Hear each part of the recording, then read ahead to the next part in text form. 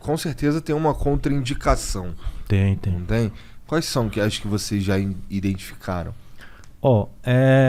Existem contraindicações principalmente em grupos de risco, né? Então, e principalmente ligado a alguns canabinoides, sobretudo o THC, né? Então, o THC, por ser um componente psicoativo da planta, né, que provoca esses efeitos mentais, a gente tem que ter um pouco de parcimônia, tanto em dose, né, quanto em alguns grupos de risco, né? Principalmente o quê? Os psicóticos. Então, o paciente que tem uma tendência a usou cannabis e ficou agitado, ou então tem doenças como esquizofrenia, ou paranoia delirante, enfim.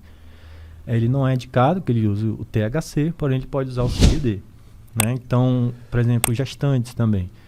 É muito controverso ainda, tem muito pouca literatura para poder afirmar que é seguro o uso em gestante, né? Então, para a gente usar qualquer coisa em gestante e em criança, a gente precisa ter um respaldo de que realmente a coisa é segura. Então, gestante e criança você vai usar se realmente o benefício for muito superior ao possível risco, né? E que é rotineiro de acontecer. Então, eu tenho um caso de gestantes que usam, de crianças, diversos casos que usam, entendeu? Mas não é geralmente a primeira opção que você vai tentar. Você vai tentar outras opções. Mas aí na criança eu imagino que seja o sem THC. Exato. Na criança, não é nem que é sem THC. Esse estudo, por exemplo, que eu citei no nosso, a gente vai usar THC, vai usar em criança. Só que a dose é muito baixa, entendeu? A dose é muito pequena.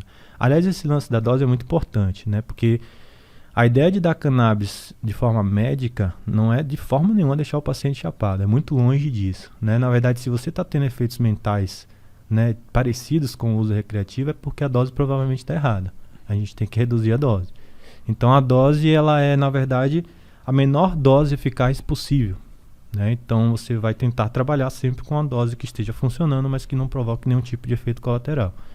Então, nas crianças, né, só para finalizar o lance do grupo de risco, você vai pensar duas vezes, né, realmente preciso, já tentei outras coisas, qual é o tipo de canabinoide que eu vou utilizar, na gestante a mesma coisa, nos psicóticos a mesma coisa.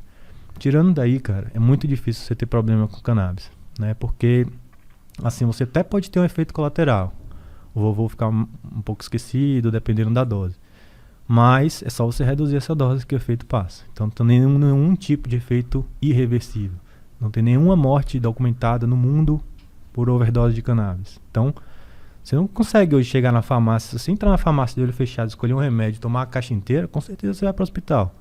Isso não acontece com cannabis, entendeu? Então isso é muito, muito, muito relevante.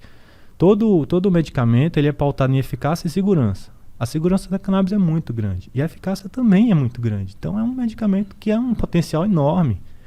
Não é para uma doença, a gente está falando de quase que uma farmácia viva, né? Por causa justamente dessas diversas substâncias que estão lá dentro.